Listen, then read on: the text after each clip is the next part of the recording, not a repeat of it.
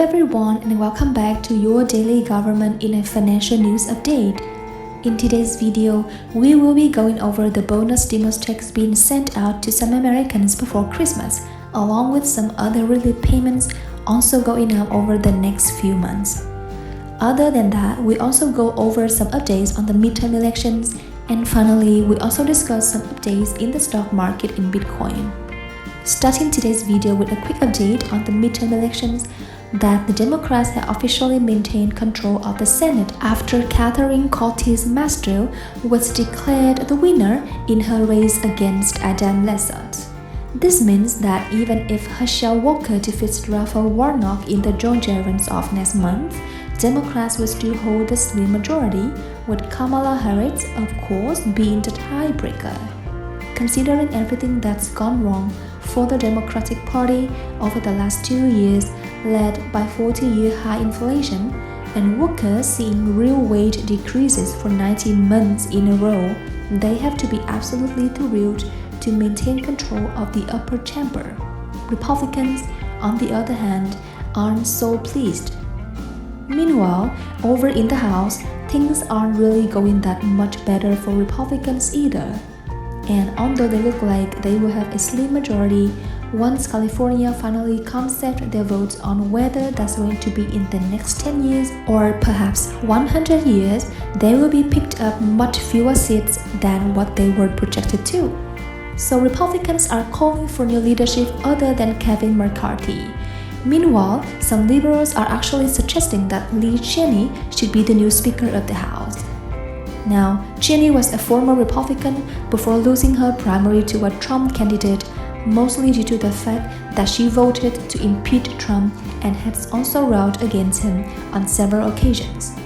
Supporters of President Trump within the Republican Party, like Marjorie Taylor Greene, had been firmly against this idea though. Greene tweeted, "There will not be a Liz Cheney speakership. She's looking for a job, but she won't get that one. Any Republican who could vote for Liz Cheney could be voting for Biden's agenda." Lee said that at a recent event on November 11th, she could actually see a situation where Donald Trump of all people becomes the new House Speaker, since you don't actually have to be a member of Congress to be elected to the position. This could require at least 218 votes. So they could need to have every single Republican pretty much on board with Trump being in this role, since it's quite difficult to see any Democrats voting for him. Obviously, lots of drama is unfolding right now in Congress, and we will just have to wait and see where everything goes from here. Now, in some other news, a very important deadline is coming up on November 15th. That's the day on which you will have to claim the child tax credit from last year for children over the age of 6. But under the age of 18, you will be receiving $3,000 per child. And for children under the age of 6, you will be receiving $3,600. Claim this money if you haven't already done. Go to childtaxcredit.gov. The deadline to do this will be on the 15th of November. Some other money going out within the next month includes a bonus stimulus check of $1,500.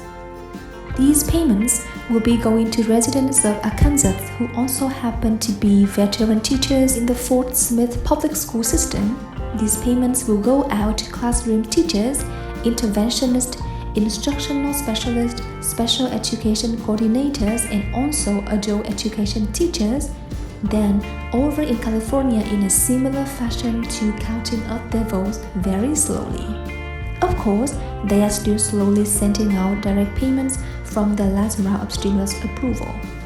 Up until November 14th, they will continue to send out direct deposit payments.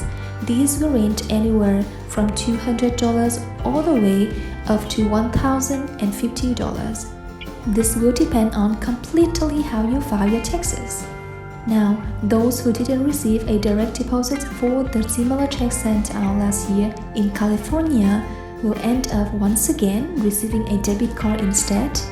Those are currently going out in the mail will continue to be sent out through December 10th.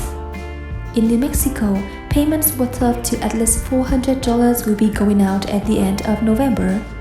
This amount, of course, will be going to low-income residents who will also apply for assistance. And even though the exact income ranges to qualify weren't clear, the Human Services Department said that payment eligibility and amounts are subjected to the availability of funds and will be issued to the lowest income applicants first. The income of all applicants is reviewed and payments are made to the applicants with the lowest income respectively. Given that they meet all eligibility requirements, such as being a New Mexico resident and having a New Mexico driver's license or social security number, up and Idaho checks worth up to $600 are also going out this year, just before Thanksgiving and Christmas, with individuals receiving $300 and joint filers getting double that amount. Also, you may receive 10% of your 2020 income taxes that you paid if that amount happens to be higher than one of those figures.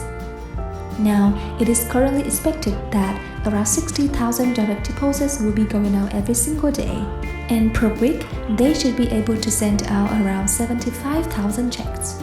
This means that these payments could possibly take longer than Thanksgiving and Christmas to send out, as they could end up dragging this all the way out into March of next year. Finally, over in Massachusetts, they will be seeing out tax rebates of up to 14% of your tax liability. This means that if you paid $100 in state taxes, you receive a payment of roughly $14.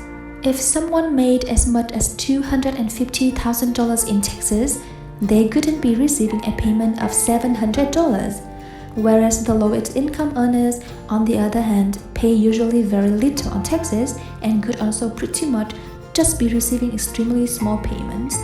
So $700 payment to someone who earns a lot of money versus maybe a payment worth under $100 to someone who doesn't earn that much money. In some money news, it is the weekend, so obviously the stock market is closed. But just a quick update on how everything is going this year today.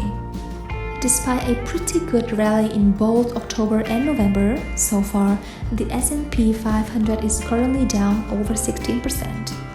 This year, the Dow Jones has been down just a bit less at 7.76%. And finally, the Nasdaq has been hit the hardest to shear down by over 28%. Over the last day, Bitcoin dropped off once again by nearly 1% and it's now sitting in the mid-16,000s. Until next time, I hope you have a wonderful day ahead. I will see you in the next video.